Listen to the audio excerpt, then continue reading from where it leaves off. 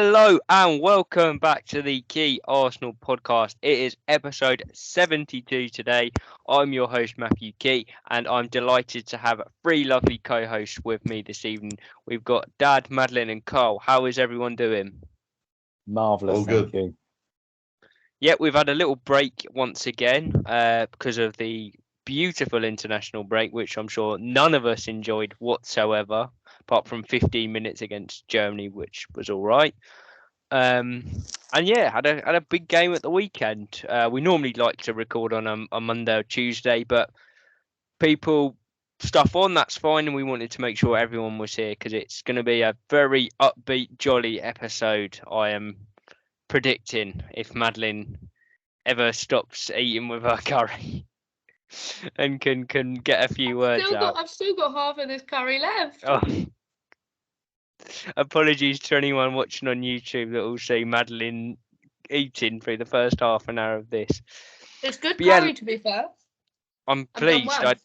We'll tell you what, you've not need to hurry off for your pre-prees. You can describe it in detail. But yeah, last time we were here, we were talking about the thing on our wish list was 2 North London derbies and 2 North London derby wins. We're very happy, it's fair to say. Madeline, we'll start with you. Let's cast our mind back to 2 weeks ago. You went to the women's game. Pretty convincing, wasn't it? We'd have all liked another North London derby that comfortable. Do you know what? That's about what I said when we went 2-0 up. Or after Beth Mead scored, I think I went, God, it'd be nice if we could do this again in a week. Yeah, very convincing. We're all over them. They, a bit like their men's side a week later, didn't turn up like they wanted to play any football.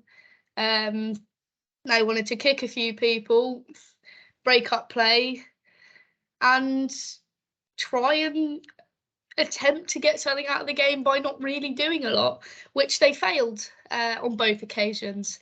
And I can't say I was devastated for either of them, as they both attempted to bore me to death with their style of football and lack of ability in doing so. So, yes. Thanks for that.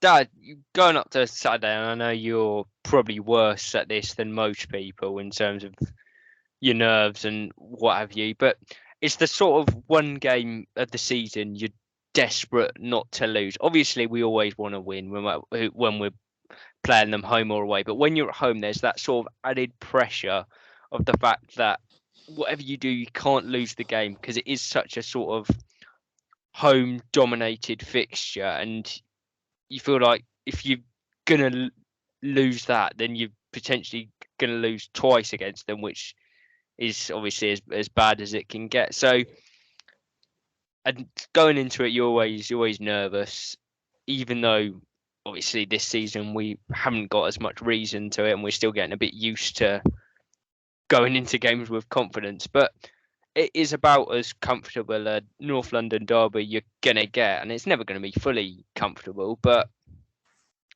pretty, well, again, not stress-free, but pretty easy in the end. Yeah, I think second half we were so good. And in fairness, the first half, I'm looking at Carl because he was actually there. You know, you knew what they'd do. They'd sit deep, they'd try and play on the break. Carl and I had a conversation, I can't remember if it was yesterday or today, about Richarlison's little one that Ramsey saved, and I thought someone was offside in it, but the linesman didn't seem to flag, and the VAR man didn't go, oh, no, he's offside. So, yeah, I mean, they probably had 2 chances in the game. One was a penalty. I can't argue that it wasn't a penalty. I'm not saying they deserved the penalty. They had a good 15 minutes, if that. 15 minutes. The other 75 in the game, they just wanted to sit deep and not play any football, which I'm looking at Carl, but it's fairly funny for a side that's always claimed we were the boring side, and they were always the team that played all the football. So they were always the ones that supposedly had flair, Carl. But I'm not so convinced. But maybe a bit biased, a bit red and white. Yeah, Carl, I'll let you go for it. You are obviously there. Just talk to me. I mean, it's completely different, obviously, when you're there as opposed to on the telly. But even on the telly, sort of the atmosphere sounded superb.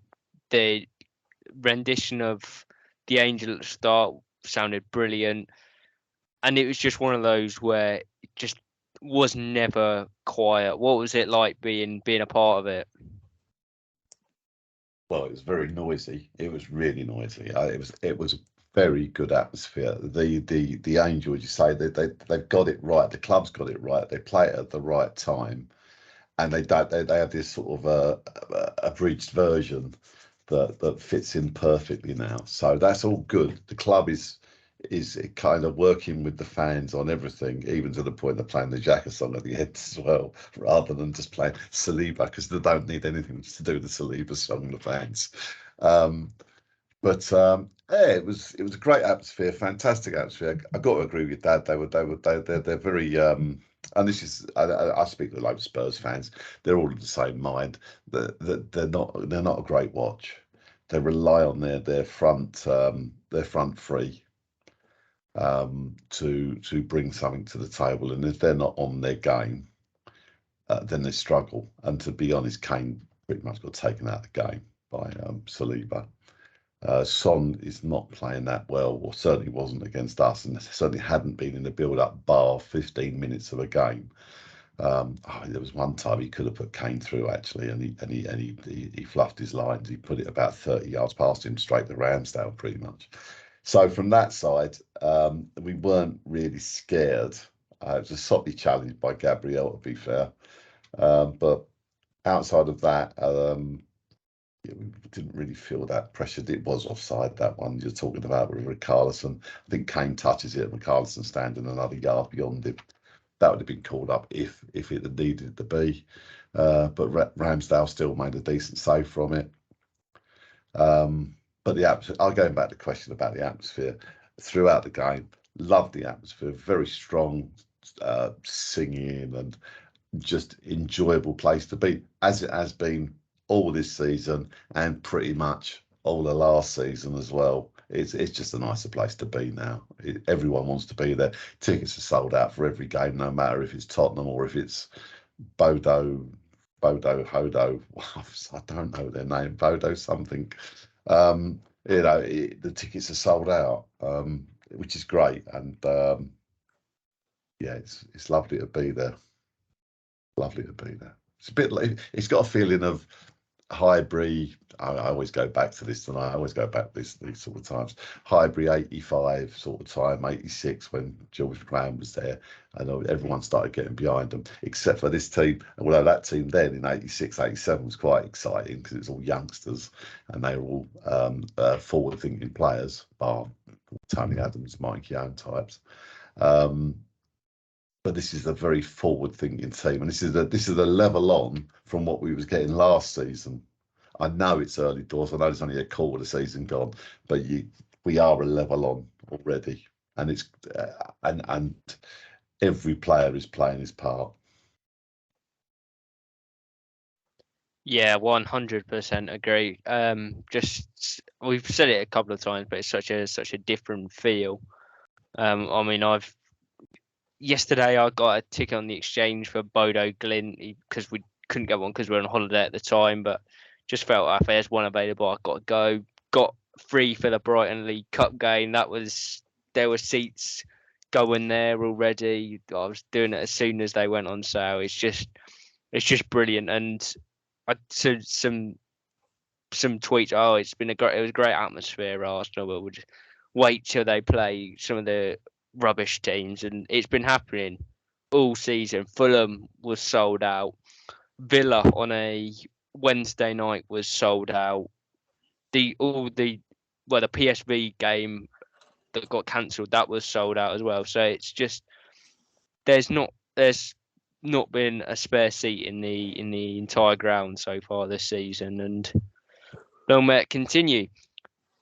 Madeline, talking about the contrasting styles that's been sort of mentioned, not only are they contrasting, but it sort of meant that both teams could play however they wanted. Obviously, we could control the ball, all have all the possession, create the chances patiently, and they could spring on the counter attack.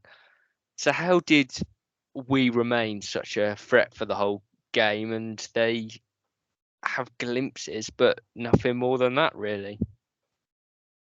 I think that's always, you know, one of you don't want to change the way you've been playing, because obviously, and I think as well after the Man United result where they play in a very similar way to Spurs, and we were far the better side, and they came away with the 3 points, which at the end of the day is the important bit. But I think it would have been easy for Arteta to have got a bit scared and gone, oh, actually, I tried that before and it didn't work. And to an extent, you do have to rely on their front three having a bad day, which at the sight of their front three is quite rare. And I wouldn't say we've got lucky in that sense, because when you touch the ball once every 10 minutes and every touch has to be perfect, that's very difficult. And that's a credit to what your two central midfielders especially do, and your centre-backs, to make sure that the supply into those players isn't as good. But I did actually think it was quite brave from Arteta to do exactly the same thing as he'd already done, because one of maybe the easier things he could have done was literally put Tierney in for Zinchenko. And that, I would say, obviously Tierney's a slightly more defensively minded fullback than Zinchenko, and maybe playing him would have given you a bit more cover for them on the counter attack. But he stuck to his guns, and he packed that midfield and made sure that there was no supply into Kane. So everything Richarlison and Son did had to be absolutely inch perfect. And it wasn't. And when they did maybe get the ball through, I know we conceded the penalty from sort of the second phase after it, but even the one where Richarlison got put through, and even though Son led him a little bit wide, Ramsdale came running out and sort of made Richarlison's mind up for him. And obviously I know obviously the second phase of that didn't quite go well, but the sort of first phase, everything we've spoken before, the way to stop Spurs, you've got to stop Kane first. You have to stop the supply into him. And I thought the centre midfielders with Zinchenko in addition really meant that Kane was just getting deeper and deeper and deeper trying to get the ball until he almost looked like he couldn't be arsed anymore. And then Højbjerg and Bentancur, that's it. I was going to say Kulusevski, but that's the wrong one. Couldn't cope with one. Bentancur didn't want to do the defensive bit, and with Xhaka making the forward runs, it was just from that midfield, we were completely all over them, and our two wingers were so good on Saturday. It meant they wanted to double up on the wingers, but they couldn't. And the one time they didn't, we scored. Well, there was a few times they didn't, and 9 times out of 10 we scored. So I think that midfield, specifically Xhaka and Zinchenko's role, was massively important in them not being able to execute their game plan. Can't underemphasize or overemphasize that Man United defeat and what we learned from that and what we appear to have learned. And that was brilliant. You picked up on that, Madeline. I totally agree with you that they're a very similar team. Obviously, they've had the player of the month in Marcus Rashford and the manager of the month for their one game that they beat us in. But the lessons learned. I mean, we was a little. There was one bit for one of Rashford's goals where you could see he gets caught on his on his heels. Saliba gets caught on his heels. That never happened on Saturday. He was always there. He was always ready. There was a little bit more of awareness, and these sort of things you pick up, you learn if you learn from your errors. And it wasn't a huge error he made against Man United. It was a good goal, but he could have made it more difficult on that occasion. And this time he did make it more difficult for them. For Spurs. Yeah, sorry about it. Yeah, no, that was one of the things I was going to ask was what did we learn from that United game and how did we adapt? So yeah, good that you've both picked up on that there. Dad, do you think we still again this is I don't want to criticise too much because we won a North London derby, whatever, but were we still a little was Arteta still a little naive when we'd got the goal which we deserved and looked like it was maybe going to take a while to come. Obviously, we'll talk about it in a minute, but it was a belter. But then sort of Xhaka gets him in a huddle, and you think, okay, this is going to be a sort of sit in for 10 minutes. Don't give way what you've built towards, and ultimately it is a bit of an error from Xhaka and Gabriel that's led to a penalty, but still a bit naive how we've got caught out there. I think Arteta's mode is he has. I'm going to say whether he's learned is I don't know if that's the right term. Early on, when he started out as the manager, we'd go 1-0 up, we'd be really on top, and he'd drop really, really deep, and it undoubtedly cost us points. And whether you say he's learned from that, and I have a bit of a thing of, I mean, if you look at the stats, if you score first in the Premier League, how many times that team wins, it's quite unbelievable. It's in the 80s. And whether he's now gone from the, I'm not going to drop deep for a while and play out and then play on the break to them, he's sort of mode is, I've got my foot on the throat a bit. I'm going to push my foot down. I'm saying I don't know, but I think his mode now, and you saw it against Manchester United, is I'm trying to win. I'm not looking for a point. You get back to 1-1. I'm looking at the three of you. A few years ago, we'd have got back to Old Trafford to 1-1 from 1 down with 25 minutes or whatever it was left, half an hour. We would have sat and gone point. I think Arteta's just sitting there going, a point is no, I'm not saying it's no good, but a point's no good. Let's go for the 3, which is a bit like his mate Man City's mode is win. 3 points as against 1. And if you look, even last year, 2 or 3 times we've come away with a point, and you've thought we could have won that, and maybe he's gone. I'm not saying he's genuinely sitting there thinking we can win the Premier League, because if he's watched Man City recently, he's probably realised we can't. But his mode is, if we're on a bit of a run, we can get the 3 points. I'm going for the 3 points. What did we lose out by last year? 1 point? Or was it 2 in the end? 1? And you look at some of those games and you think we could have won games and we didn't. And maybe he's gone. You win 20 games, that's 60 points. You need, I'm going to say 72, 73 to qualify in the top 4. And what's that? Win 25 games. You're not going to win the league, I'll admit, but you'll probably get in the Champions League. I think maybe his mode is you get in front, you keep going. Don't know. That's just a thought. Yeah, no, again, agree. And it's, a lot of people call it sort of less naive is probably the wrong word, more sort of emotional how he gets drawn into it. But it's Old Trafford was a bit of a mistake because we were away from home.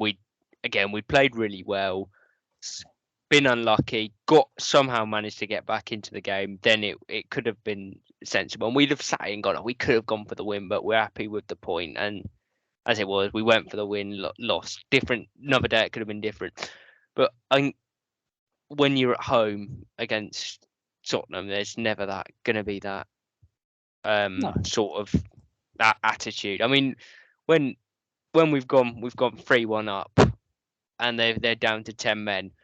The obvious thing is to control the game exactly how we did. But let's be honest, none of us were sitting here going, 3-1's good. We're all going, kill them, get 4, 5, 6, because that's what we want to do. Because we hate them, and we want to score as many as possible. But obviously, that is not what Arteta's there to do. He's there to make sure we get the 3 points. And when you're in a position like we were then, that is when you do exactly what we did. So. And the opposition have done what they've done, and they've given up as well, which I wouldn't have. We would not have been happy about. Subs made a load of negative subs as well to sort of we'll hold on to 3-1, which was a bit odd, to be honest. And it made Arteta's decision much easier, didn't it? On what he did, because they were basically saying, as long as you don't score anymore, we're happy. It always seemed that way with the subs they made. It was just a bit odd. Yeah, I mean, I say we were just trying to control the game. Our sub left back did almost bang one in from 30 yards, and our centre back was on the edge of their box, nutmegging their midfielders. So maybe I'm wrong. Maybe they were just even that defensive that we just couldn't do anything anyway. But there you go. But yeah, the last one, but we'll get into some goals now. The last thing I want to say is you've mentioned it there, Dad, the old title race, and we have got a bit of credit. There's still some people saying, well, we haven't had a proper test because they were so bad. And apparently now the only test we'll ever face this season is playing against Man City. That's the rules. But yeah, but some people are giving us a chance. But on a day like Saturday, all that matters is you win. That's all you ever want to do in a derby. Yeah. If we beat Man City whenever we play them, God knows now because it's been cancelled, but then we can have a discussion, or maybe even if we beat Liverpool at the weekend. But it's all about winning on the derby, and we're going to be just as happy no matter how much we do it. And we'd love to have won 5 or 6, but we'd have been happy winning 1-0. So, but yeah, first goal, pretty decent, wasn't it? Firstly, some lovely passes to get into it, and I'm gonna have to go with you, Carl, because when you're in the ground, anytime that ball rolls out to him on the edge of the box, everyone goes shoot, and I'm always there. No, please don't. 56 times I've been right.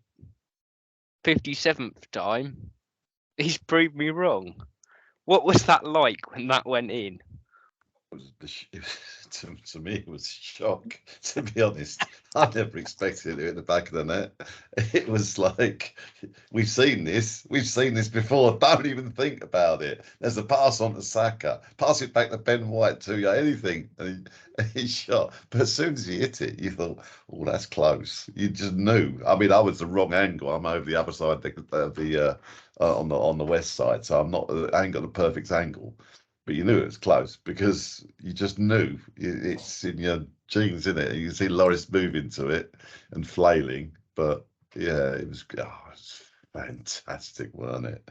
And then just everyone goes mental, as they do. It's a derby. It's a London derby. And I've hugged a few people I've never hugged before.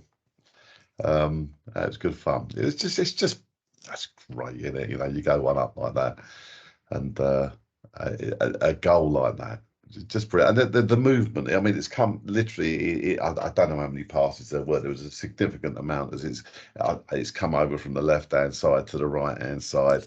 Something like 22, Carl. Was it 22 passes? It was quite a few. And there's old Benny Blanco getting an assist for his 5-foot pass, which is, to tell you what, he thoroughly deserves everything he gets. He's been fantastic, and he was fantastic again on Saturday. Most underrated player we've got, probably.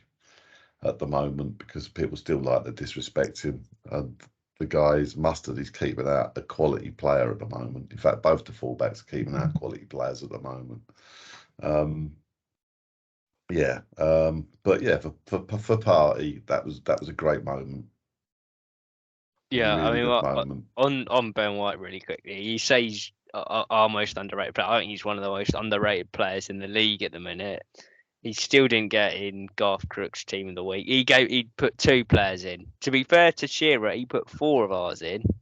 Yeah, but Garth Crooks put 2 Arsenal players in, but must have used 3/4 of both his paragraphs for either player to tell me how stupid Emerson Royale was. Like that had anything to do with either of them. Absolutely, Garth Crooks is a knob. Sorry, I can't put it any other way. He's just a bit of a knob. He's quite entertaining though, so I don't mean that as quite as disrespectfully as it sounds, I suppose. He's quite entertaining, but yeah, Ben White is highly underrated. I almost did a double take. I know it was righty, but I almost did a double take when it was Pugat's running. It wasn't Gary Lineker for whatever reason. But when Pugat, you want to talk about Ben White, I was like, sorry, what is Ben White's getting some credit, is he? When there was a lot to choose from on Saturday as well. So it was great that he got a mention, as you say, thoroughly deserved, and he could have had a few assists this season. A couple of times he's created goals by just movement and not even touching the ball. So it was great. He got a nice cheap assist at the weekend. And to be fair to him, it is a simple pass, but it's the perfect weight of pass. That Partey doesn't have to absolutely smash it, but doesn't have to take a touch to get out his feet. So spot on. And then for the movement, I think it's didn't he go down the right hand side beyond Xhaka for the second goal? Yep, and then Xhaka cuts in, as you just pointed out. Yeah, but he's done that a lot. It gives Xhaka a bit more freedom. Bournemouth game that happened where Odegaard, one of Odegaard's goals, Xhaka created because of Trump. But yeah, that second goal, Dad, I know you'd have been a big fan because you always love it when they cock up, obviously, which they did 3 times in the space of 2 seconds. But the fact that we got someone that finishes those now is superb. And if you want to see differences between this year and last year, what's he got? Jesus 5? Yeah, 5 now, overtaken Lacazette from last year. Yeah, and by Christmas, Aubameyang had scored 4. So I know that's 2 of them, so that's 8 between them in the season. The guy scored 5, so I'm quite happy. Hugo's my fantasy keeper, which is based on the theory that I don't want him to get any points. It's unusual because he normally plays an absolute blinder against us and stops a lot of things. I mean, but including a penalty, didn't he, a couple of years ago against Aubameyang? And it's just nice to see someone sharp, quick, get in there.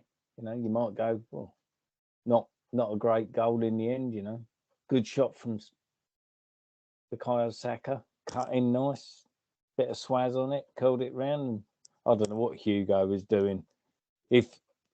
I'll tell you what, if Ramsdale had done it, it'd have been all over match of the day how bad he was. But Hugo obviously not, and he pushed it straight out to the box. The one thing you wouldn't do, and then to follow it up even better.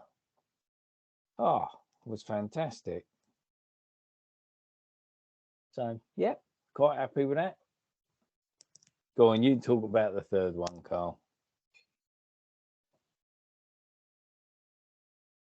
Quickly, just before we do, the red card.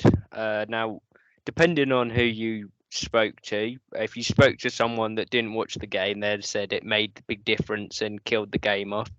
If you spoke to anyone that watched the game, they'll say it made no difference whatsoever because we were so on top.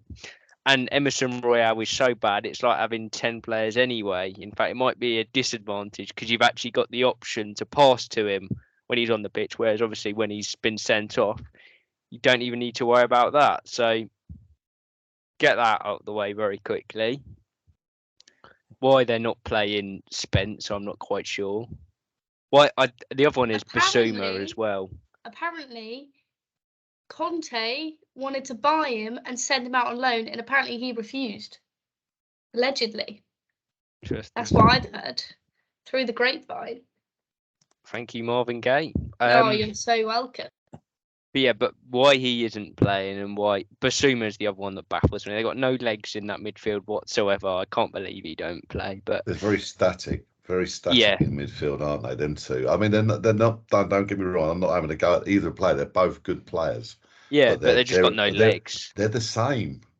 Yeah. They're the same sort of player. I prefer Bentancur, the Højbjerg personal, but I'm sure people prefer the other way. But I would play the other guy as well because he's got legs. He'd drive it forward. Yeah. It was just so obvious for them. That's what I'd be frustrated with more than anything is they're playing two in midfield, and you've got three of ours at least, and then Zinchenko was playing, which basically meant it was four for us in midfield. So it was so obvious they were going to get overrun. And as we're in the UK and we're not in Europe, it's Emerson Quarter Pounder. It's not Emerson Royale. Yeah, it's Emerson Quarter, because he plays like he's just had one. He was dreadful throughout the whole game. He was pretty bloody awful. And I didn't, obviously, I'm diagonally opposite the other side of the pitch. Red card gets pulled up. Wow. I weren't expecting that. Don't know if you've seen bench cam. That's even funnier seeing Yova, Nicholas, it's the head set piece coach, isn't it? Red card. He's turned around. Arteta's like, what? Like, he's not. None of them are expecting a red card. I've seen that. Saw it on Match of the Day. I thought that's never a red card, and I've seen it about 8 or 9 times since. And every time I'm more and more convinced it's a red card because he's so stupid. What a stupid. Just a stupid foul on a player that has got no protection because he's never going to get away with anything there because he hasn't even got the ball.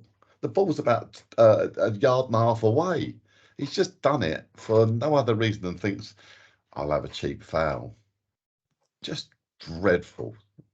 To use my sister's analogy, it's an orange, I think, and it's just one of those ones that can go either way. And I started off as a yellow, and I've ended up as a like dark red, scarlet. Yeah, because I just think he deserves it because he's stupid. I think it's an orange. It can go either way, and the referee's never going to overturn it because it's certainly not a clear and obvious error because he's just so stupid. The only downer about this is he's going to get a ban now, and Jed Spence gets the opportunity. He did play 90 minutes yesterday though. Again. Who? Quarter pounder. Emerson Royale in the Champions League, yeah. But I suppose it makes sense because he can't play at the weekend anyway. But it's still quite funny. Oh, they're playing Matt Doherty or whatever his name is. No, he's not Conte stupid. Said he wasn't playing him because he didn't want to lose. And that is an official quote. He knew Agent Matt was going to bang one in his own net if he got the chance. He had to compose himself on the bench to make sure he wasn't celebrating. To be fair, I watched Matt Doherty against us last year, and he was dreadful. Well, I watched it. I thought it was red first time, but you would though, wouldn't you? Let's be fair. Well, yeah, I would. And he had a white shirt on. Dad's mind was completely blurred. Imagine if it had been on Martin Odegaard. Dad would have been sprinting to the Emirates to lock him up. If it had been the other way round, that's how you got to look at it. If it was the other way round, would you have? And at first I thought that's a yellow, but I just thought the stupidity of the bloke. Yeah, and if it was one of our players, I'd have been going mad if Ben. I'd have just said, "What are you doing? You're so stupid. Why have you done that?" In fact, you look at Conte. Actually, go look at bench cam again when the foul is conceded because they've got us pinned back at the time, and that relieves the pressure. And he does his nut. He actually does his pieces, and that's before the red card is even given. He doesn't talk to him as he walks past. He refuses. It was interesting. Eye contact. None of the bench walked up to him. He just walked down the tunnel on his own, and that's I noticed that when I was watching Saturday on whatever it was on BT or Sly or whatever it was on, the bit you noticed was nobody normally, no matter what somebody They does, put an arm round. one of the bench puts an arm. Yeah, it's all right, No mate. one- Don't worry about it. No yeah. one put an arm round him at all. No. Conte didn't even look at him. So No, he really didn't. He didn't want to get eye contact at all. Conte. He was steam coming out of his ears. Quite funny, actually. good. But yeah, that was the red card, and then soon followed the third goal. Once again, lovely build up to it, and I mean we talked about him the last episode, the sort of redemption arc. It can't get any better than sealing the goal to win the derby, can it? And it was a finish. I mean, he had one in the first half which he hit really nicely. It just went wide, but it was the finish of an accomplished striker. It could have been Jesus or Saka in that position. It was so convincing. Perfect finish, bottom corner. Bang on, superb. He's he didn't get sent off, which I was worried about before the game because I thought he's had so much praise in the last week. He's going to get sent off, isn't he? After 3 minutes or something stupid. But he was there all the way through, and I know he got man of the match on BT. Which I must admit, I had Thomas Partey in my mind was the man of the match, even though he went off quite early. That's who Arsenal gave it to. Partey. Oh, is that right? No, someone Yeah. else gave it to Martinelli as well. Where did I see that? Maybe it was Arsblog I saw that said Martinelli. But to be honest, there's so many candidates. Saliba, Ben White, all good candidates for man of the match. It was it's a lovely goal though, weren't it? Old Romero, yeah. I'll take Martinelli out. I'll take Martinelli out. Who's he? What's he doing with the ball? Ta-da! That was great. Very clever. How did Romero not get booked? He never does. He gets. He's. It's all right because he's an aggressive defender that plays on the edge, so that's fine. It's an art form. It's Argentinian that they've got it nailed. They just know. They know the limits. They're very, very good at the limits. I don't know how they get away with it. It's not just him. There's been a number of South American defenders over the years who've just pushed it to the limit, including a few who played for us, who just pushed it to and beyond the limit sometimes. I'm thinking of Nelson Vivas there. Gabriel comes to mind, not the one we've got at the minute, the other Brazilian that's now at Juventus. Yeah. Oh, he liked to push it to the limit. Yeah. But the Argentinians and the Uruguayans are particularly good at the dark arts. And he is really good at them, to be fair to him. I mean, he's the player I hate him because he's playing with the opposition. But I'd love to have him in my team, to be honest. I'd like to have him in our squad. Not sure if he's getting in at the moment, but he'd be up there. He's a good player. Yeah, he's a good player.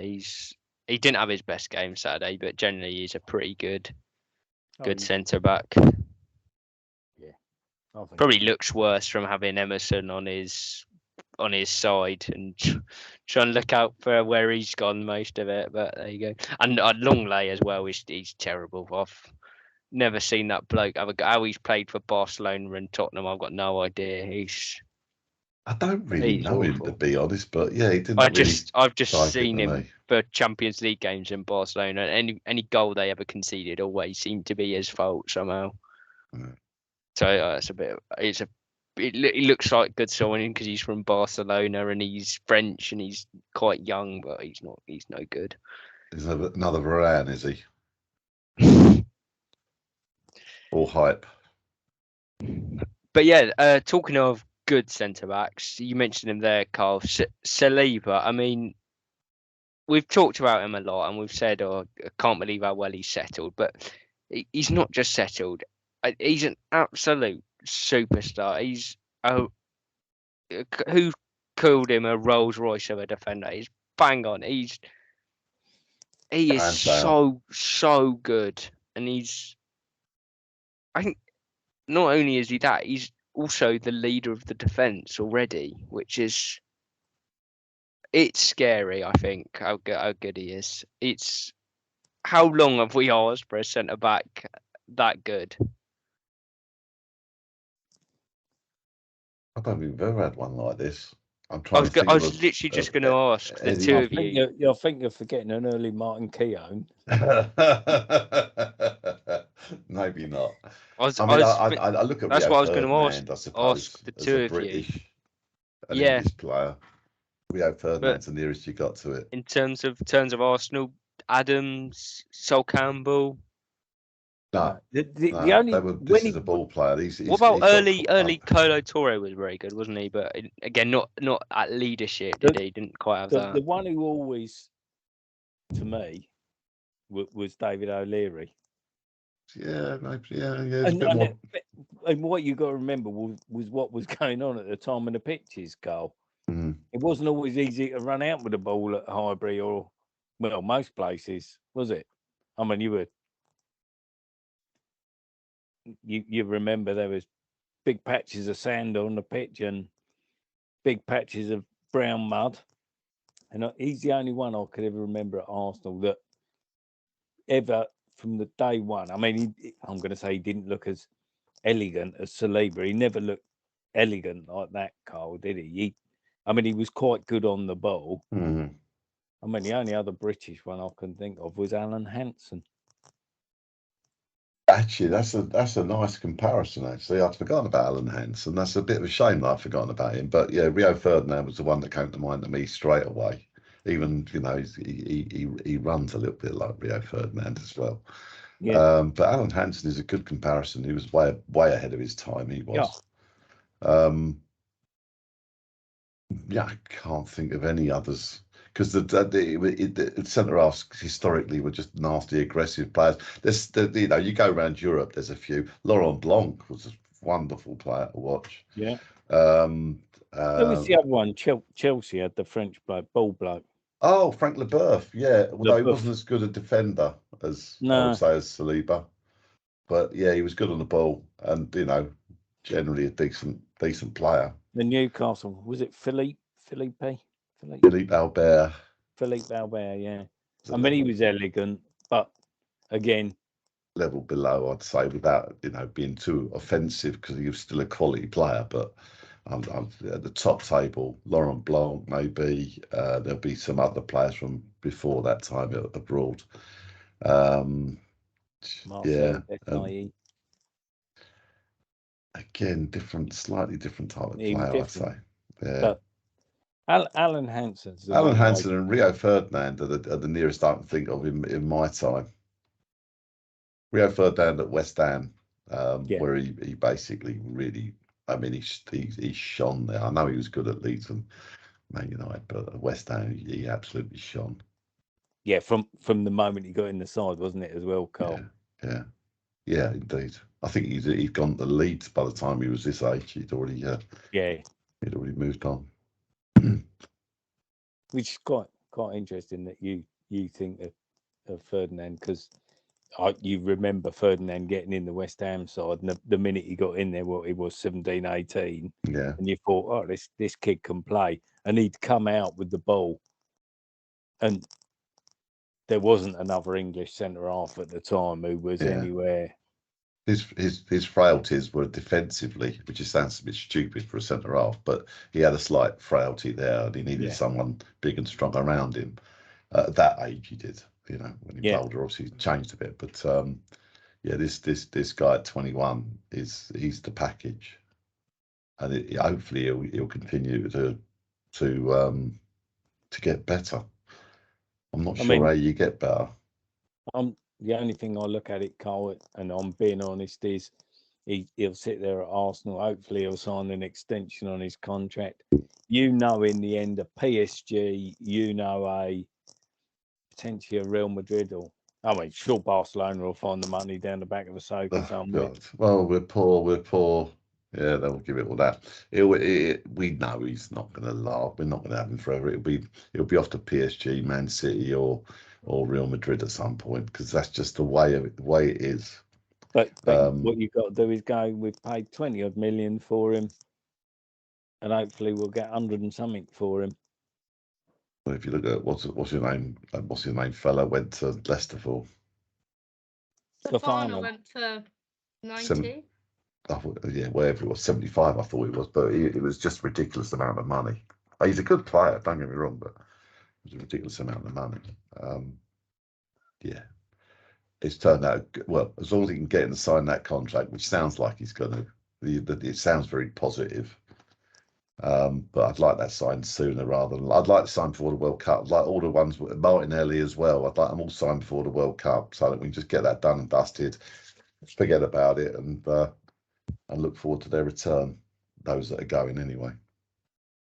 Yeah, we're very much in the process of, well, the part of the process where signing players we already have is more important than signing new players, which is exactly where you want to be, really. That's when you know you've got something good, and as you say, Carl, that's looking positive. And if we might not have them forever, but if we can get them down to long-term deals, then just value just keeps going up, and as long as they're happy and we're moving in the right direction, we can do really good things with this squad. Because it's, as I say, we're not going to talk about title races this week, but it's no one can deny it's not going in the right direction.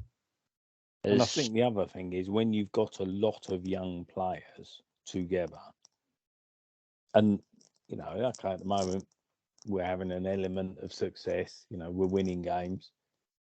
That does help, doesn't it, Cole? Look, they're all young. I mean, I don't think it's the old Tuesday afternoon club of many years ago, but I suspect that you've got so many young players must make a difference because they're all young, as against, 3 or 4 youngsters and a load of 30-year-olds. Oh no, Madeleine, what would you like if you're at uni at the moment? If you was hanging about with a load of 25 and 30-year-olds, you'd be a bit bored, wouldn't you? You like them your own. It's about you have people who are at the same stage of life as well. Like he's looking around, and obviously you've got a few that Xhaka's obviously got a family. I can't see him going out with the boys as much as the others do, but it's little things like, oh, I ain't got any kids to look after, nor have you. Should we go do something with our time? And obviously he's not from London. I don't know who he's especially friendly with in the side, but Emile Smith-Rowe's got a lot of spare time, so I've no doubt he can show Saliba all around his favourite sunny sites don't do that, East London. But yeah, no, you have those people that are at the same point of life as you and want to do similar things, and you have similar interests with, and I think that makes a difference rather than you being one or two of you being the solitary young, because then what do you talk about? Absolutely, and that's exactly I love Emile, but God knows what you learn from spending time with someone like him. Bless him. You might learn where not to go. There's a lot of them same age. God knows how Emile feels his time. All from different backgrounds, though. That's the thing. They're from different backgrounds. We've got some Brazilians, got the French, you got and the English youngsters as well. Trying to think if there are other youngsters in the team and where they're from. Well, you've got Vieira. Vieira from Portugal, but there's that Brazilian influence there. Yeah. So it's quite a nice, though. It's a nice mix, and I'm sure. I mean, with Saliba in particular, obviously Fofana, I think that they were in St Etienne's team at a young age, and he's round the corner. I'm sure they're still in contact. Even when he was at Leicester, they would have been in contact. So yeah, I wouldn't have thought I would have thought everything's nailed on from a social side and from a football side. It's perfect for him at the moment, and if we can keep him there for another 3 years. 3 seasons on top of this one, I think we're doing well. But I think we're doing well with a few of these as well. And that's going to be, I don't want to worry about that at the moment. I want to enjoy what's going on. And I just don't want to sign the contracts because that's part of what's going on at the moment. Yeah, I mean, this is only from the sort of outside point of view. But a few years ago, well, it was known that it was very cliquey in between the group. But you can tell now there's different groups there, but you can think it's quite obvious they're all interchangeable. Obviously, I mean, people like Ramsdale and Holding are big mates, but they're just such lovely guys that you just know they're gonna get on with everybody and things like that. So that's just how it looks, and that's the way we want it to look, which is. And you know full well that Rob Holding is the biggest gossip in that team. That man loves the gossip round the lunch table. I might actually get to play some football on Thursday, which would be nice for him. But yeah, we've got that on Thursday. There's not really much point saying talking about it. We know it's going to be a highly rotated team. I know nothing about Bodo Glimt to comment on them. I know they drew to PSG, so they're going to be a harder challenge than most people are expecting, I'd imagine. But thoroughly expect us to win that, and then a big home just game to clarify, again. they drew to PSV, not PSG. No, I was saying Quite a large, not to take anything away from the achievement, but they really do put things in perspective. Yeah, it's a bit of a difference, isn't it? But yeah, a big game Sunday afternoon. Liverpool. Now, we always want to beat Tottenham because it's Tottenham, and it's what is in our nature as Arsenal fans to always want to beat them. But out of everyone else, Liverpool are a team we've not beaten properly in so many years. They're a team that. What are you saying about Reece Nelson's winner at the Emirates? It doesn't count. It was in COVID. What's my rule, Madeline? COVID football did not count. So they're a team that I'd absolutely love to get one over, especially the fact that I know they won yesterday, but they have not been at their best this season. So it'd be absolutely lovely to inflict a bit more pain on them. Dad, I know you're very much the same in that way. Oh yeah, I'm not a great fan of Liverpool. Any of them. I've got an opinion on Mr. Klopp that he gets away with. He is the new Alex Ferguson. He gets away with saying things, remonstrating with referees, whatever he wants to do. He seems to have the Alex Ferguson wristwatch that's he passes on to the referee. So I don't know. I particularly would like to beat them. We haven't beaten them for a few years. Us three sat a few years ago with it 3-3 just before Christmas. Yeah, years and years ago now. Didn't totally ruin my Christmas, but would have been better if we'd have won, you know. Better check because blood on his hands. Yeah. No, and I think if you can beat Liverpool, you're showing yourself to be a good side. I still think if you finish a place or two above Liverpool, you'll be in the Champions League. They might not have had their best start, but they're not rubbish overnight. They've probably got this season before Klopp's flogged them all to death and they've run themselves into the ground. So yeah, they're a good side. Their goalkeeper probably been their best player all season. In fairness to Trent Arnold, he did stick a hell of a free kick away last night. So, and even Salah scored last night. The other side of me goes, it was Rangers. So put some perspective on it. I don't think any goalkeeper would have stopped the free kick, by the way. But so yeah, no great lover of Liverpool. That probably goes back a long time ago, Carl, to the 80s. If you mention when they chucked us all out of Europe, I will actually exit you from the call. Okay, I won't mention that. I think you're fine, Madeline. Only I can do that. So yeah, but you hate that story just as much as I do. Yeah. Don't say it, even though it is true.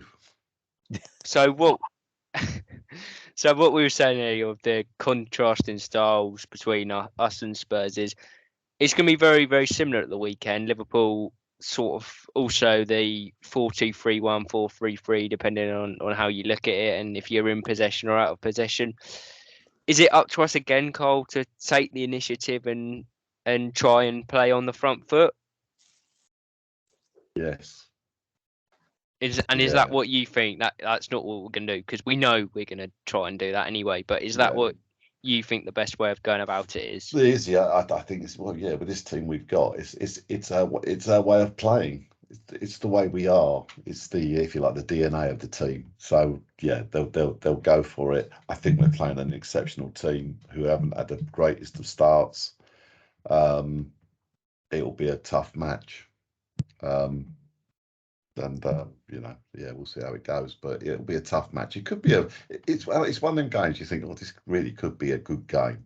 Really could be, and it'd probably be a 0-0 ball draw. But you just think, looking at it on paper, both teams they're better when they're attacking. They've got a couple of good central defenders, but they're at their best when they're attacking. And we're at the best when we've got that control in the offensive part of the pitch as well. So it'll be a good battle. And Fabinho, it'll be interesting, won't? Because No, obviously not. People. Uncle Fester, as you call him, Dad. Yeah. Which he is got dropped last night. Didn't play. I still think he's probably their most important player. It'll be interesting, won't it, Madeline? Because we're used to teams playing against Liverpool, obviously quite defensive-minded. United turned them over earlier on in the season by counter-attacking as usual. It's what Tottenham do against them. Everyone else will sit back against them, including us sort of the past couple of years. It's only Man City that sort of try and take their game to them. So it'll be interesting to see, A, how good we are, obviously, but what they're like doing it, because they do not ever sort of play that way other than against Man City. So is it sort of shows A, how we can compete with them, but also in comparison with Man City as well? Yeah, I think from games where I remember watching City play Liverpool in recent years, I've never actually looked at City as a collective side and gone, you've played them off the park. Normally, it tends to be one or two individuals for City really put in a 10 out of 10 performance. I remember Foden putting in an absolute blinder last year. I think they drew 2-2. And Gary Neville actually gave Foden and Salah man of the match or something. Drew 2-2 twice. Yeah. It tends to be a sort of almost moment of brilliance that wins those games. And I guess you just have to hope that the moment of brilliance goes for you. We all know that it doesn't normally tend to matter what form Liverpool come into a game against us in, because 9 times out of 10 Trent Alexander-Arnold does look like Cafu reborn as he strides up the right-hand side and looks like a man that's always known how to defend and will not put a single cross, not on Roberto Firmino's head. I am already technically going into this game, we've got to score at least 2 because Firmino is going to score. And Jota. I don't actually know is Jota fit. Yeah, I was he sort of played thinking yesterday. he was. Ah, damn. Right, well that's 2 goals. But I think you just have to hope that you go in the way we play and you hope that everyone's on it. No, I think against Liverpool, the minute one of your players isn't on it, and the minute someone's not putting in an 8 out of 10, you're going to struggle, because at that point you're carrying a passenger, which you might be able to get away with in certain games. I think they'll probably punish us. And I think, again, same way they did last year when we were doing well against them, Klopp got the crowd riled up. And I think the crowd is going to play a massive part in how both teams go about things. And hopefully their confidence is down and we can maybe get at that in ways we haven't been able to before. Yeah, I mean, we lost 7-0 over 2 games to them last year, but they were both quite even games, I thought. And you're right about at Anfield, we were well in there at 1-0, and then Tavares had a bit of a shocker and we ended up losing 4. But yeah, I expecting this to be a pretty quick question, but same team as Saturday? Yeah. Yes. Yeah. Although I'm just going to sort of say that if Tierney or Tomiyasu came in for whatever reason, I wouldn't have an issue with it. No, Because they're both- 100%. This is the one position or the two positions that I have no issue with whatsoever. What if Cedric came in? He's fit and available now. What if Cedric came in? What was he to do? What? Ball boy? He'll play tomorrow Ruin night. my day. Yeah, he'll play Take tomorrow corners, night. take his famous set pieces. He scored a wonderful goal for the reserves here a couple He few weeks did. ago. Was it the reserves? It was. wasn't Yeah, it? Was it? the under 21s. That's the only position though. Is them two coming in, Tomiyasu or Tierney? It doesn't. They're different players, but it doesn't devalue our team too much, if anything. Yeah. And Madeline, you said there, might need a moment of magic from someone. This isn't a prediction. Who do you think could provide that moment of magic, or who do you want to Gabriel provide that Martinelli. moment of magic? That Is that because he's man up had- against Trent and you want him That to man just? had Trent on toast last year. And if there'd been a striker in the box that could have finished off at least 3 crosses, we might have got something out of the game. So Gabriel Martinelli is going to have Trent spinning in circles like you've never seen before. He's going to look like an 80s disco Trent come the end of the evening. Okay, Martinelli for Madeline. Dad, go. I don't need to ask Dad, do I? But go on set anyway. You know, the captain's the man. He is the player they want. And if you listen and watch, Klopp's always talking about him. Klopp, When he was on loan, gave him a cuddle. He was giving him a He cuddle. He was talk- trying to tap He him up. talks Weren't about Shit. about Martinelli and Saka an awful lot as well. I know. Only because they've got 18 months left on their contract. The shit. So you know my answers. Odegaard, I think. So I I'm think going to. fancy him to score this weekend. Actually, Well, I'm see they didn't. But one of their players has been injured. And I don't know if he played the other last night, Robertson. no. And he is. No, Tsimikas played. See. This is where I'm going to go for Saka. Yeah, Okay. because I think Tsimikas is a good player, but Robertson is just he's a very, very good defensively, very strong, very, very Scottish, very Tierney-esque, if you like. That grit of determination again, and I think they do miss him, and that does us a favour. I do think Tsimikas is a decent player, but Saka and Martinelli between them, I'm very, very happy with that, and I'll go with Saka. And if I'm wrong and it's Martinelli, I'd be over the moon. And if it was Odegaard, I'd even have a little polite smile. I again, all good shout. I think he might not be sort of in the headlines, but Jesus is massively important for me at the weekend. Yeah. Van Dijk and Matip, both big lumps. If he can hold the ball up well, bring Martinelli, Saka, Odegaard into play, then that's where we'll get the success. And I say he might not grab the headlines, but he's got such an important game at the weekend. And if he can take them on as well, like he has been, might get a dribble past Van Dijk, which would be nice. Even though I'm convinced that bloke's been dribbled past 50 times and it just never counts for whatever reason. It's interesting at the moment because both us and Liverpool, we've got big central defenders, and we've not got big forwards. No. Yeah, so it's the same sort of balance in that way in the two teams, that they'll be looking to play it on the floor going forwards and trying to push us into the air, and vice versa. We'll be doing the same. Yeah, absolutely. But yeah, that's the North London derby. That's Sunday's game previewed. It's time for quiz of the week. Oh, And what I've done here is I've not got questions as much. I've got a theme. Obviously, as we know, we beat Tottenham at the weekend, and it's now one win in 29 for them at our place, and their last win came in 2011, which was particularly painful, but that's the last time they won at our place. So what I want to know is I've got a list here of scorers since that game. So I've got a list of Arsenal players that have scored in a North London derby since we last lost to Tottenham at home in the league.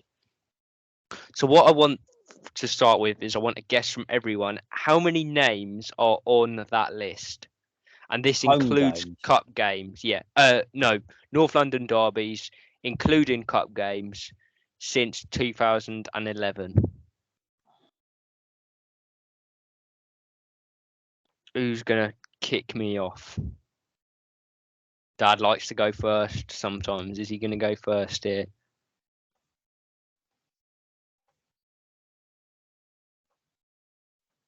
I'm going to say 14.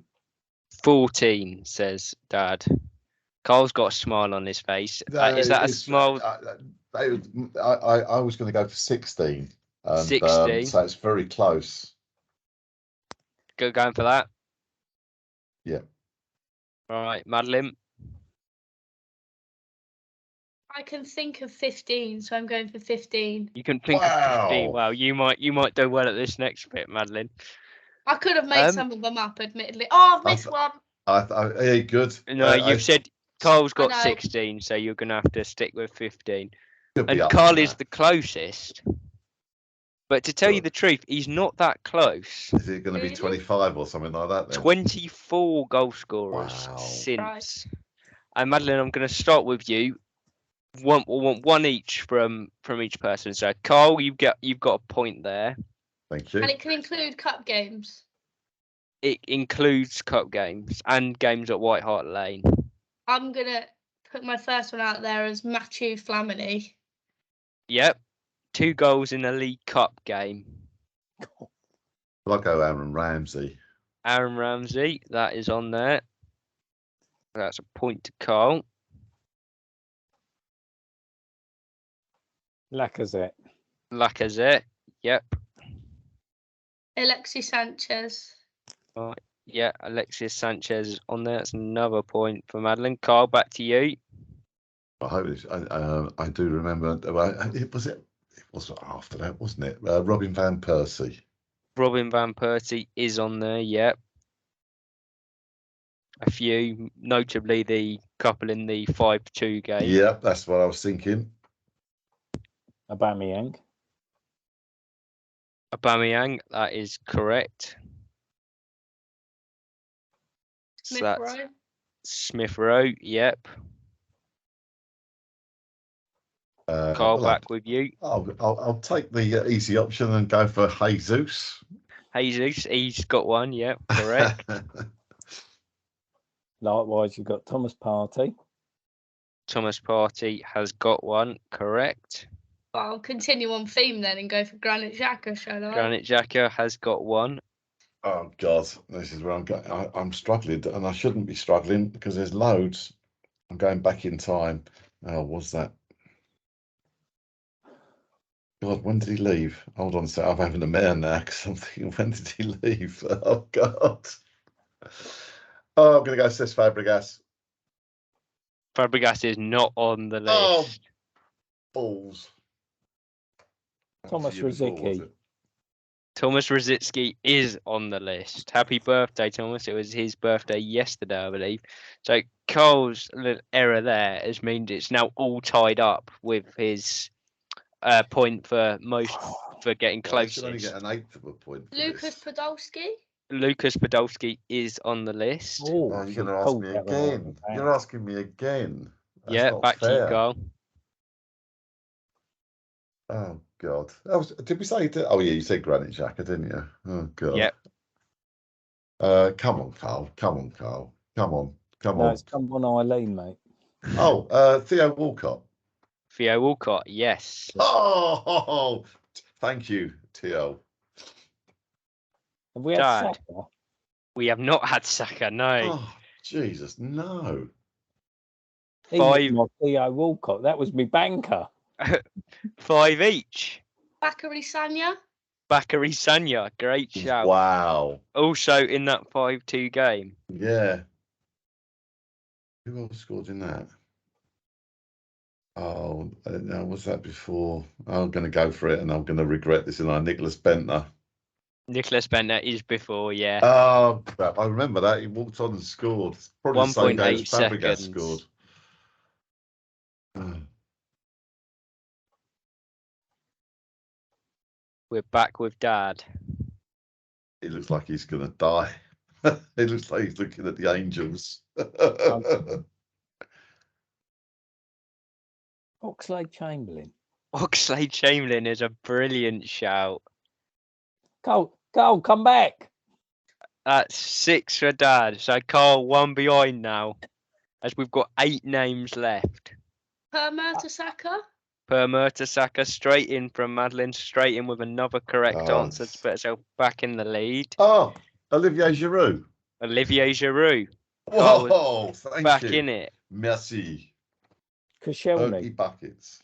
Koscielny's not on there, which I thought was a banker, but he's never got one. That's what I was going to say as well. God. So Madeline's got I've a got 1 point lead. I've got a wild one. Okay.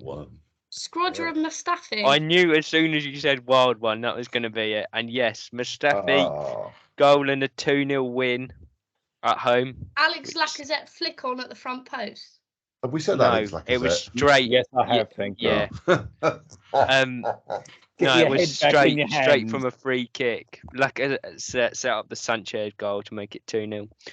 Okay, so we've got 5 names left now. Madeline's 2-point lead with Carl and Dad with a guess in hand. But she looks like she's run away with it. She certainly is going to run away with this, isn't she? There's no way I'm going to get this. There's a few more obvious ones, to be honest with you. I know, but it's just my brain's gone. I mean, I'm coming up with people from so long ago. Come on, Carl. Come on. I'm trying to think who scored last year. It's giving me a nightmare. I wouldn't bother because you've got them all. I wouldn't bother. All right. Okay. Xhaka, Smith Rowe, Aubameyang. Aubameyang. Think, Carl. Just give me 20 seconds. Give me a man at midnight. Already get copyrighted. Not with my singing, anyway. Okay. Gabriel. Restricted. No. I just thought I'd go for that. I didn't say which one. Yeah, it don't matter. You can't have any of them. We've had Jesus, and none of the other 3 ever have. Oh, so you should have said that. I think someone's run away with this. She's got another one. I'm going to say you need this, Dad, to keep you in it. Did Odegaard score last year? He didn't, but he did score 2 years ago. Oh, you slag! How did you get that? Outrageous! In a 2-1 win. Because Matthew just said it. I did almost say it. I'd said you knew I'd say it somewhere along the line anyway. Yeah. Okay, Madeline. this one, Santi Cazorla. Santi Cazorla, a few goals for him in North London derbies. One in an FA Cup game. 3rd round. That's 9 for Madeline. 3 answers left. Oh, I'm going to get nowhere near it, am I? I'm gone. My brain's frazzled. Let's go if it's something stupid. Oh, God.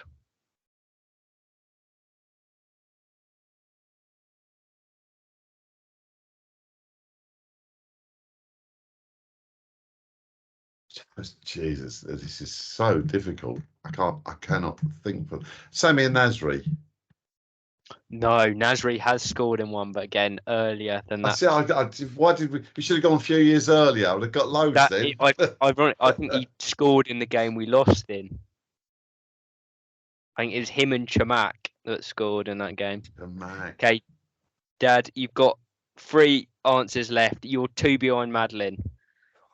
So you've got to get one here, and Madeline's got the chance to put it to bed. God, I can't think. Go on, you got to get a name. Well, my next one would have been Chamak, but okay, well, I won't bother saying it because I've just said that it's not an answer. I can't think. Go on. Mads, go on. Madeline, this is to win. To be fair, even I'm a bit stuck. You might have already won it, but This is to seal it.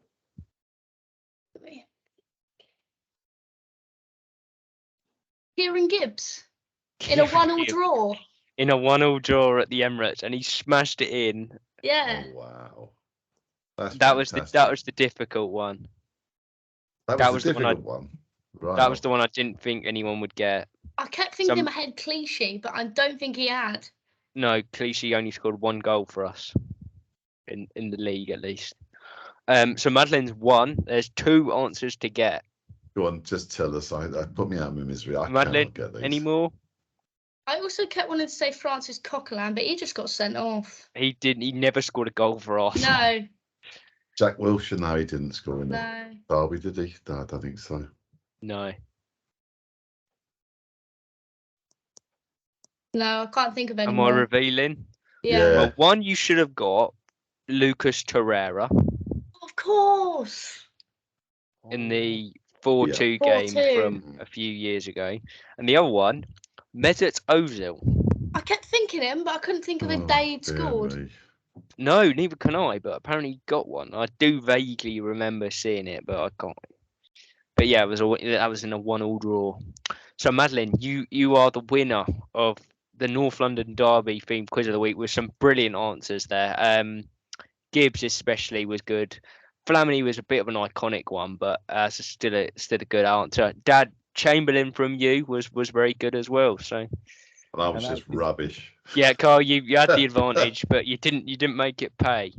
Nah, so Madeleine's the winner of this week's quiz of the week, but we've also got a question of the day, and it's another topical one because we couldn't do this episode without mentioning Mr. Arsenal himself, Tony Adams, tearing it up on the dance floor on BBC One every weekend at the minute. Got through despite having the lowest score over the first 2 weeks because I think the power of Arsenal Twitter is never going to be so tested as it is on how many weeks we can keep Tony Adams in Strictly Come Dancing. So it's quite obvious that he can't dance. But what I want to know is, which Arsenal player do you think has got some moves in their locker and would do well on Strictly? Gabriel Jesus. Gabriel Jesus, he demonstrated a few the other week against. That man's got tips. Well, obviously, your dad's going to go to Martin Odegaard, so I'm going to go for William Saliba because he has got that cool. I tell you what, he'd be good at chucking people around as well, wouldn't he? You could see him being great. Spin him up in the air. Gabriel Jesus, you've got to say, good at the samba, isn't he? He's going to have to be good at that. Would they be a same-sex couple, would they? Yeah. So we've got Jesus, Saliba. My one would have been Xhaka. Yeah, I reckon he's got rhythm. I reckon he's got moves. He's got. He does do a bit of dancing, doesn't he? He does a bit of... And you know his mum will be watching every week to make sure nothing was going on. So. Okay. And well, I mean, Tony's on there at the minute. So any other legends that we can think could cut some moves? Righty. Oh yeah. Oh right, yeah. Righty can cut some moves. Yeah. I think a proper old school going back beyond Thierry Henry, if you like, and Dennis and all that. I think Wright is a good call. I think Kevin Campbell would thought trip over his own shoelace. Mercer'd be good for a laugh, but he'd forget it halfway through and probably drop someone. He'd be doing that while he was. That's what he put Pretty in his routine. Yeah. You just said a name there, Carl. Thierry Henry he looks so good doing anything. He'd have to have. He would be so determined to be the best because I think that's his nature. Yeah, he's got to be the best. But yeah, I was thinking more old school. I was thinking, Ian Wright. Ian Wright would be much more fun. And that's no disrespect to Thierry or anyone else. But Ian Wright is just fun personified. Dad, any more from you? Well, of the old school, the other one is Paul Davis. Actually, yeah. Paul would have had some moves. Yeah, Rocky would have been his day as well, I'd have thought. Yeah. Partey was And I'll always tell you what, smooth on we've the thrown pitch. last one here, and this is current squad members. Who's looks about as good as Tony on the dance floor. Who looks stiff as a plank. Kieran Tierney. Oh, Yeah, he's not going to be able to do anything, is he? It's a It's great got to be shout. Rob Holding, isn't it? Yeah, Rod's again. got a bit of rhythm. I think No, Granit, no I chance. think Granit Xhaka would be absolute dog's poo I can tell you on who else would Strictly. be rubbish. Aaron Ramsdale. Yeah, Ramsdale's going to have nothing either, is he? Yeah, Yeah, he should be able to catch someone, or would he punch him? I'm not quite sure. yeah, I've seen, yeah, Ramsdale struggles to keep in time with the Saliba song at the end, so I'm not sure he's going to do any good at it. But he's very good at marshmallow golf. Yeah, he is. He is very good at that. You not seen that one, Cole? No, not seen it. I'm going to have to go on YouTube, am I? League of Their Own. Jamie Redknapp giving it last because it was a golf challenge, and it was chip a marshmallow so that Mecca Richards could catch it in his mouth. Well, Redknapp's a really good golfer. And he really fancied himself, and he did pretty well. And then Ramsdale kicked his backside. Really? Because Yeah. Jamie Redknapp really is. In fairness, I have to say, Mecca Richards really did help. He was diving all over the place. yeah. Jamie Redknapp's a single handicap golfer, I think. All of that fan. His brother is a top golfer as well, and Harry as well.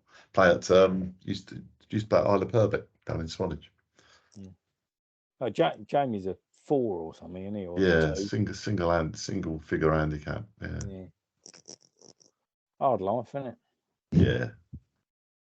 Lives down on Sandbanks, horrible place to live, it's full of people. But yeah, until the weekend, we're gonna keep enjoying Saturday's win. Keep milking it a bit because why not? Indeed. And yeah, we'll enjoy Thursday. Carl, you going to that one tomorrow? I should be, but the person I'm going with has got COVID, so I'm just trying to review my options at the moment. Who's going with me? So, but I will be. Yep. Yeah. So Carl, you'll be there. Me and Dad will be there. So yeah, looking forward to that, and looking forward to the weekend as well. And well, if we win at that, then we can have some proper chats about how good we really are. But Or how bad. Or how bad. Yeah. Well, I'm not sure. Not sure we'll be doing that quite that quickly. Wait and see. Yeah. But yeah, brilliant win at the weekend. We're loving it at the minute, and long may it continue. Thank you all for joining me. Very, very good episode, that. Thoroughly enjoyable. See you later. Cheers. Yeah. So thank you all for that. Thank you all for listening, and we'll be back next week. But until then, it is goodbye.